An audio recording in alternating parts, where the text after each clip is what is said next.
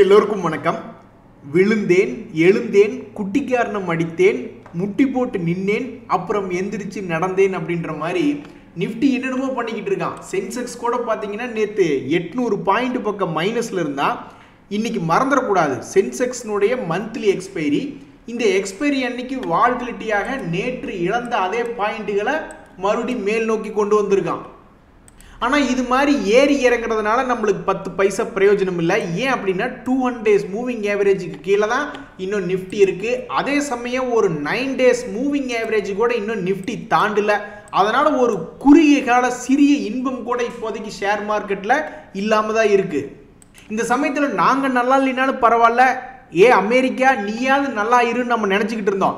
ஆனால் கடைசியில் பார்த்தா அங்கே இருந்த டாப் பணக்காரர்களுடைய பணம் அமெரிக்க டாலரின் கணக்குப்படி 108 பில்லியன் காணாம போயிடுச்சு. 1 பில்லியன்னாவே நம்ம ஊர்ல 8000 கோடிக்கு கணக்கு இந்திய ரூபாயில. அப்ப 10 பில்லியன்னா 80,000 கோடி, கிட்டத்தட்ட 8 லட்சம் கோடி பெரிய டாப் அமெரிக்கர்களுடைய பணம் காணாம போயிடுச்சு. இதுக்கு முக்கிய காரணம் அமெரிக்காவில் இருக்கக்கூடிய டெக்னாலஜி ஸ்டாக் எல்லாம் கிட்டத்தட்ட பெரிய அளவில் இறங்கி, அதுலயும் அந்த என்விடியா ஸ்டாக் எல்லாம் கிட்டத்தட்ட 17% இறங்கியிருக்கான். ஏங்க, டெக்னாலஜி அப்படின்றதே வளரும் பருவத்தில் இருக்கு. கால்குலேட்டர் ஒரு குறிப்பிட்ட ஸ்பீட்ல தான் கால்குலேட் பண்ணும். அதுக்கப்புறம் computer, super computer, quantum computer, chip, அப்படி இப்படின்னு ஏகப்பட்டது ஒவ்வொரு சமயத்திலையும் டெக்னாலஜி எவால்வ் ஆகிட்டு இருக்கு. ஒண்ணுமே இல்லாம சும்மா உட்காந்துக்கிட்டு இருந்த என்விடியா கூட கடந்த சில வருடங்கள்ல எப்படி இவ்வளவு தூரம் வளர்ச்சி அடைஞ்சா? வெறும் $10 பக்கம் சுத்திக்கிட்டு இருந்தவன் எப்படி $118 வந்தான்? ஏன்னா ஃபாஸ்ட் கம்ப்யூட்டேஷனுக்கு சிப்பு தேவை, அது இவங்களுக்கு பெட்டரா இருக்கு அப்படின்ற ஒரு நோக்கத்தில் ஆர்டிஃபிஷியல் இன்டெலிஜென்ஸ் டேட்டா அனலிட்டிக்ஸை முன்னெடுத்து இவன் நல்லா மேல் நோக்கி வந்துட்டான். இப்போ அவனுக்கு போட்டியாக அதே மாதிரி சில கால்குலேஷனுக்கு இவ்வளவு எக்ஸ்பென்சிவாக தேவையில்லை. ஒரு லாஜிக்கை மாற்றும் பொழுது குறுகிய ரொம்ப கம்மியான அளவுலேயே நம்ம எக்ஸ்பென்சிவாக பண்ணிடலாம் அப்படின்ற மாதிரி எல்லாம் ஒரு பயம் வரும் பொழுது அப்படியே எல்லாம் சரிஞ்சிட்டான். கிட்டத்தட்ட 17% என்பது அந்த என்விடியா அப்படின்றது இறங்கியிருக்கு. ஏங்க, ஒருத்த புதுசா ஒரு டெக்னாலஜி கொண்டு வந்தான்னா அவன் புதுசா கொண்டு வர்றான். பட் ஏற்கனவே பழம் தின்னு கொட்டை போட்ட ஆட்கள் அதை அப்படியே ஃபாலோ பண்ணி காப்பி அடிச்சாவே அவன் மறுபடியும் பெரிய ஆளாயிருவான் இல்லையா? ஸோ அந்த வகையில் இந்த டீப்சீக் ஏஐ, சைனாவிலிருந்து வந்த ஏஐனுடைய பயம் சிறிது காலத்துக்கு மட்டும்தான் இருக்கும் அப்படின்னு நம்ம நம்புவோமாக. இந்த சமயத்தில் நம்முடைய ஷேர் மார்க்கெட் இன்னைக்கு நல்லா பல்ல காட்டிட்டு மேலே வர்றதுக்கு 2-3 காரணங்கள் இருந்தாலும் முன்னணியில் இருக்கக்கூடிய இன்னொரு காரணம் என்னன்னா, ஒரு நல்ல செய்தி கொண்டு வந்திருக்கேன் நான். கிட்டத்தட்ட 1.5 லட்சம் கோடி மணி மார்க்கெட்ல வரக்கூடிய நாட்கள்ல இன்ஃபியூஸ் பண்ண போறாங்க ஆர்பிஐ அப்படின்ற செய்தி வந்திருக்கு. இப்போ யோசிச்சு பாருங்க, நம்ம பட்ஜெட்ல மட்டும் நம்மளுடைய ஃபினான்ஸ் மினிஸ்டர் ஏதாவது ஒரு 10 லட்சம் கோடி அல்லது ஒரு 20 லட்சம் கோடி அடுத்த ஒரு வருஷத்துக்குள்ள இந்த மாதிரி கேபிட்டல் எக்ஸ்பெண்டிச்சர் பண்ண போறோம் கவர்மெண்ட் அப்படின்ற மாதிரி கொண்டு வந்துட்டாங்கன்னு வச்சிங்களேன், சூப்பரா இருக்கும். இல்ல பத்தாது, இப்போதைக்கு மார்க்கெட்ல செய்திகள் வரும்பொழுது ஏற மாட்டேங்கிறான். ஒரு 50 லட்சம் கோடி இந்திய பொருளாதாரத்துக்குள்ள போடுறோம் அப்படின்ற மாதிரி ஏதாவது ஒரு செய்தி வந்ததுனாக்கா ரொம்ப அருமையா இருக்கும் நம்மளுக்கு. நண்பர்களே, இந்த சமயத்தில் உங்களுடைய எக்ஸ்பெக்டேஷன்ல நீங்க என்ன நினைக்கிறீங்க? அதாவது உங்ககிட்ட ஒரு 100 ரூபாய்க்கு 100 ஷேர் வாங்குறீங்க. அப்போ உங்களுடைய பிரைஸ் என்ன ஆகுது? 100 ரூபாய். மார்க்கெட் பிரைஸ் 100 ரூபாய் இருக்குன்னு வச்சுங்களேன். நீங்க எவ்வளவு தூரம் மேலே போகணும்னு நீங்க நினைக்கிறீங்க? நீங்க எப்படி நினைக்கணும் அப்படின்னா, ஓகே Q3 ரிசல்ட் வருது, அது வரும்பொழுது இந்த ஸ்டாக் மேபி ஒரு 20% ஏறலாமா அப்படின்ற மாதிரி நீங்க நினைக்கலாம். ஆனாலும் பாருங்க, உங்களுடைய கெட்ட நேரம் அவன் ஏறல. ஆனா அது ஏறக்கு பொதுவாக கிட்டத்தட்ட 40% அல்லது 50% இறங்கிடுறான். ஏதோ ஒன்று 50 ரூபா போயிடுறான்னு வச்சுங்களேன். அதுக்கு எடுத்துக்கொள்ளக்கூடிய காலங்கள் 3 மாசம்னு வச்சுக்குவோம். ஏன்னா அவனுடைய ரிசல்ட் சரியில்லை. அடுத்தது மறுபடியும் அவனுடைய ரிசல்ட் வரும் பொழுது அப்போ உங்களுடைய ஏவரேஜ் பிரைஸ் 100 ரூபாய் இருக்கு, ஆனா கரண்ட் மார்க்கெட் பிரைஸ் 50 ரூபாய் இருக்கு. ஒருவேளை அடுத்த இந்த ரிசல்ட்ல Q4 ரிசல்ட்ல ஒருவேளை இவன் நல்லா இருந்து ஒரு 20% அல்லது 40% ஏறானா, அப்ப கம்பல்சரி நீங்க உங்களுடைய காஸ்ட் பிரைஸ்க்கும் இந்த கரண்ட் மார்க்கெட் பிரைஸ்க்கும் ரொம்ப டிஃபரன்ஸா இருக்கு.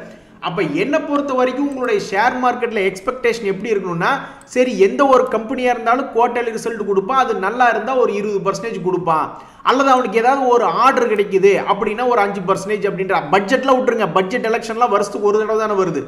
அல்லது இவன் ஏதாவது போனஸ் கொடுக்குறான், கார்பரேட் ஆக்ஷன் பெரிய டிவிடெண்ட் கொடுக்குறான் அப்படின்ற ஏதாவது செய்தி வரும்பொழுது ஒரு 20 to 40%, ஒரு உதாரணத்துக்கு சிடிஎஸ்எல் போன்ற பங்கு, பிஎஸ்சி போன்ற பங்கு எல்லாம் மேல் நோக்கி ஏறி வந்தான். ஸோ அந்த மாதிரி தான் உங்களுடைய எக்ஸ்பெக்டேஷன் இருக்கணும். அப்படி எக்ஸ்பெக்டேஷன் இருக்கும் பொழுது நீங்கள் கரண்ட் மார்க்கெட் ப்ரைஸ் 50 ரூபா இருக்குது, உங்களோட எக்ஸ்பெக்டேஷன் ஒரு 20 to 30% ஏறும்னு நீங்கள் மனசில் நினச்சிருக்கீங்க. ஆனால் உங்களுடைய காஸ்ட் ப்ரைஸ் 100 ரூபா. அப்போ இதை ஏவரேஜ் பண்ணாதானே நீங்கள் நினைச்சிருக்கிற ரேட்டு வந்தால் கூட உங்களுக்கு லாபம் வரும். அப்போ இங்கே 100 ஷேர் வாங்கியிருக்கீங்க 100 ரூபாய்க்கு அப்படின்னா இங்கே ஒரு 500 ஷேராவது வாங்குற மாதிரி ஒரு பணம் வலிமை இருந்ததுனா தான் உங்களால் ஷேர் மார்க்கெட்டில் ஜெயிக்க முடியும். அப்போ 10,000 ரூபாய்க்கு முதல்ல வாங்கிட்டீங்க, மறுபடியும் 500 ஷேர் 50 ரூபா இருக்கும்போது வாங்குறீங்க. ஏன்னா ஒரு 20% வரும், ஒரு 60 ரூபாயாவது வந்து சேரும், ஒரு 65 ரூபாயாவது வரும்னு நினச்சிக்கிட்டு நீங்கள் ஒரு 500 ஷேர் வாங்கினீங்கன்னா தான் அப்போ மொத்தம் உங்ககிட்ட 600 ஷேர் ஆச்சு. நீங்கள் போட்டிருக்கிற பணம் 35,000 ரூபா ஆச்சு. முதல்ல 10,000 ரூபா தான் போட்டீங்க, அதுக்கப்புறம் 25,000 ரூபா போடுறீங்க, 35,000 ரூபாய்னா அப்போ உங்களுக்கு கிட்டத்தட்ட உங்கள் கையில் இருக்கக்கூடிய 600 ஷேர்னுடைய ஏவரேஜ் பிரைஸ் 58 ரூபாய்னு வரும். அப்பதான் அவன் டக்குன்னு ஒரு 65 ரூபா அல்லது 70 ரூபா போனானாக்கா தள்ளி விட முடியும். அதுவும் ஒரு நல்ல கம்பெனியா இருக்கும் பட்சத்தில் இந்த மாதிரி ஒரு நல்ல விஷயம். இப்போ ஒரு உதாரணத்துக்கு விப்ரோ கூட எடுத்து பாருங்களேன், அவன் மேலே வந்துட்டான்ல. அவன் எப்படி மேலே வந்தான்? இந்த மாதிரி போனஸ் நியூஸ், அவனுடைய Q3 Q2 நிலையில அவன் பெருசாக ஏறி வரல, அவன் கிராஜுவலாக தான் ஏறி வந்தான். போனஸ் நியூஸ்க்கு அப்புறம் அவன் இருக்கிறதுலே மறுபடியும் உச்சத்துக்கு வந்துட்டான். நண்பர்களே, இன்னும் சந்தோஷமான செய்தி இருக்கு. ஐடிசி ஹோட்டலுடைய லிஸ்டிங் நாளைக்கு ஜனவரி 29 அப்படின்ற மாதிரி அப்ரூவல் வந்திருக்கு. ஆண்டவா என்ன பிரைஸ்ல லிஸ்ட் ஆகும் அப்படின்னு. லிஸ்ட் ஆகிறது கூட முக்கியம் கிடையாது, அது கூட நிறைய பேர் கெஸ் பண்ணியிருப்பாங்க. ஆனால் அந்த லிஸ்டிங் ஆனதுலேருந்து மறுபடியும் மேல் நோக்கி போகுதா அல்லது சடார் புடார்னு ஏதாவது ஒரு 20-30% இறங்கி மறுபடியும் புதுசாக வர்றவங்களுக்கு ஏதாவது ஆதரவு கொடுக்குதா அப்படின்ற மாதிரி தெரிஞ்சுக்கிறதுக்கு ரொம்பவுமே ஆர்வலாக இருக்குது. எப்படி பார்த்தாலும் சரி, இந்த ஷேர் மார்க்கெட்டில் இந்த மாதத்துலேயே ஒரு முக்கியமான நிகழ்வாக இந்த ஐடிசியினுடைய ஹோட்டலினுடைய லிஸ்டிங் டேட் எப்போ வரும்னு எதிர்பார்த்துக்கிட்டு இருந்தாங்க. அது நாளைக்கு ஜனவரி 29 அப்படின்ற மாதிரி எக்ஸ்சேஞ்சுகளில் அப்ரூவ் ஆகிருக்கு. அவ்வளோதான், எங்களை முடிச்சு விட்டீங்க போங்க அப்படின்ற மாதிரி என் மியூச்சுவல் ஃபண்டெல்லாம் கிழிஞ்சு தொங்குது. இந்த சமயத்தில் கடந்த 6 மாதத்தில் மார்க்கெட்லேயே 7% காலி. அதாவது ஒரு 10 லட்ச ரூபா அப்படின்றது 6 மாதத்துக்கு முன்னாடி போட்டிருந்தோம்னாக்கா கிட்டத்தட்ட 70,000 ரூபா என்பது கும்பா அப்படின்ற மாதிரி தான் நிஃப்டி 50 இண்டெக்ஸ்லேயே இருக்குது. 1 இயர் டேட்டா எடுத்து பார்க்கும்பொழுது வெறும் 6% தான் ப்ராஃபிட்டில் இருக்குது. ஆக மொத்தம் இந்த ஒரு வருஷத்தில் ஷேர் மார்க்கெட் ரொம்பவும் துன்பமான நிலையில் இருக்குது. குஜால் குட்டிகளை எப்படியே நீங்கள்லாம் தப்பிச்சிட்டீங்க அப்படின்ற மாதிரி இன்னைக்கு நேற்று பெருவாரியாக வந்த ரிசல்ட்டுகள் பெருசாக இறங்கவும் இல்லை, பெருசாக ஏறவும் இல்லை, ஒரு மாதிரி தப்பிச்சுக்கிட்டாங்க. பாவம் இந்த ஃபெடரல் பேங்கை தான் பிடிச்சி குத்துன்னு குத்தி விட்டுட்டாங்க. மற்றபடி இந்த union bank, Canara bank, IOC, Tata steel போன்ற பல்வேறு கம்பெனிகள் ஒரு மாதிரி பாசிட்டிவ் டு நெகட்டிவ், ரொம்ப ஃப்ளாட் டு பாசிட்டிவ் அந்த மாதிரிலாம் தான் இருக்கான். நான் இன்னைக்கு வரக்கூடிய ரிசல்ட்டுகளுமே ரொம்ப ரொம்ப முக்கியம் வாய்ந்தவை. ஆட்டோ ரிலேட்டடான கம்பெனி பஜாஜ் ஆட்டோலாம் அந்த ஆட்டோ செக்டரில் லீடராக இருக்கான், அவனுடைய ரிசல்ட் எல்லாம் வருது. அதே மாதிரி ஃபார்மா சமீபத்தில் ரிசல்ட்டுகள் கொடுத்தாலும் பெருசாக ஏறி வரல. பட் இந்த வருஷத்தில் ஃபார்மா மேபி நல்லா இருக்குமோ அப்படின்ற மாதிரி நிறைய பேர் எதிர்பார்த்துட்டு இருக்கீங்கள. தொடர்ந்து ஏமாத்திக்கிட்டே இருக்கான் 28 நாளாய். அதில் ஒரு மாற்றத்தை இந்த சிப்லா ஷேர்னுடைய ரிசல்ட் கொண்டு வருமா அப்படின்ற மாதிரி பார்க்க வேண்டியதாக இருக்குது. இந்த நிஃப்டிக்கு நம்ம பயந்து வாழக்கூடாது அப்படின்னு தான் நம்ம நினைக்கிறோம். அதனால தான் நிறைய பேர் என்ன பண்ணுறாங்க, இந்த நிஃப்டினுடைய மூவ்மெண்ட் ரொம்பவுமே முன்ன பின்ன இருக்கு அப்படின்ட்டு சில பேர் ஐபிஓக்களில் போகிறாங்க. ஆனால் பாருங்கள், துரதிருஷ்டவசமாக ஐபிஓ எதுவுமே இப்போ ஓப்பனாக இல்லை. இன்னொரு முக்கியமான விஷயம், இந்த டெல்டா வாட்டர்னுடைய அலாட்மெண்ட் இன்னைக்கு வந்துடும். அந்த சமயத்தில் அவங்க லிஸ்டிங் என்பது நாளைக்கு. இதில் என்ன ஒரு சிக்கல் அப்படின்னா, இந்த நிஃப்டி தான் ஒரு லூசு மாதிரி இருக்குது, அவனை பார்த்து நம்ம பயக்கூடாதுன்னு நம்ம நினச்சிக்கிட்டு இருந்தாலும் இப்போ நிஃப்டி இறங்குறதுனால இந்த ஐபிஓ லிஸ்ட் ஆகுறதுமே கூட அஃபெக்ட் ஆகுது. முதல்ல எல்லாம் மேபி இது ஒரு 30-40% ப்ராஃபிட்ல லிஸ்ட் ஆகும் அப்படின்ற மாதிரி பார்த்துட்டு இருந்தா, மார்க்கெட்டினுடைய இறக்கத்தினால இப்போதைக்கு ஒரு 24 தான் காட்டுறான். சமீபத்திய காலகட்டத்தில் ஒரே ஒரு ஐபிஓக்கு மட்டும் அந்த மாதிரி ஒரு துரதிருஷ்ட நிலை நடந்தது. அடுத்து வந்த ஐபிஓக்கு எல்லாமே பிக்கப் ஆயிட்டான். ஒரு 40-50% லிஸ்டிங் கெயின் வர வேண்டியது வெறும் 20% என்னமோ ப்ராஃபிட்ல லிஸ்ட் ஆச்சு.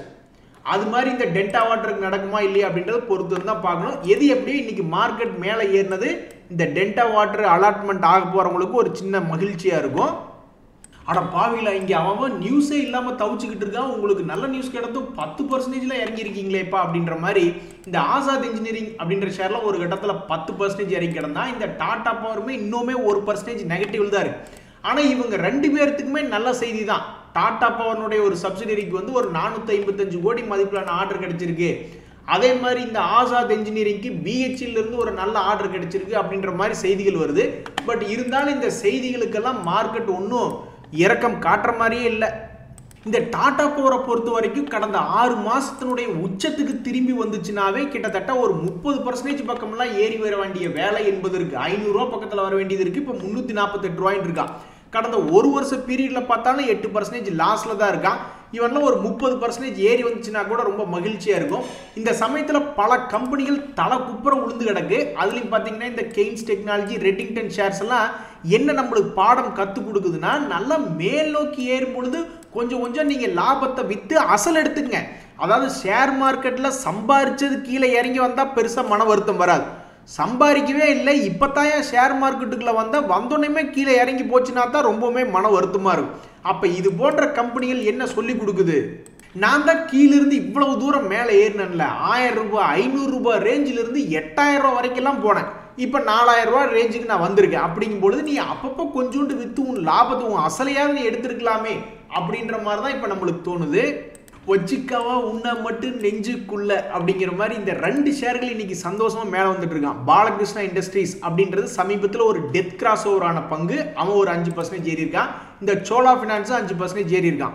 ஸோ இந்த ஷேரை வச்சிருக்கிறவங்க எல்லாம் பார்த்துக்கிட்டே இருக்காங்க, டேய் சோலா ஃபின் ஷேர் பிரைஸ் நீ எல்லாம் கடந்த 4 மாசமாக இந்த குறிப்பிட்ட லெவலை தாக்கு பிடிச்சி நிற்கிறியே, இதுக்கு முன்னாடி 2024 ஆரம்பத்தில் அந்த லெவலை தாக்கி பிடிச்சி 1600 + 60% எல்லாம் சம்பாரிச்சு கொடுத்தியே, இந்த வருஷமும் ஒரு முறை சம்பாரிச்சு கூட 2025லயும் ஒன்று சம்பாரிச்சு கொடுத்தா நீ என்ன தேஞ்சு போயிடுவியா அப்படின்ற மாதிரி கேட்டுக்கிட்டு இருக்காங்க.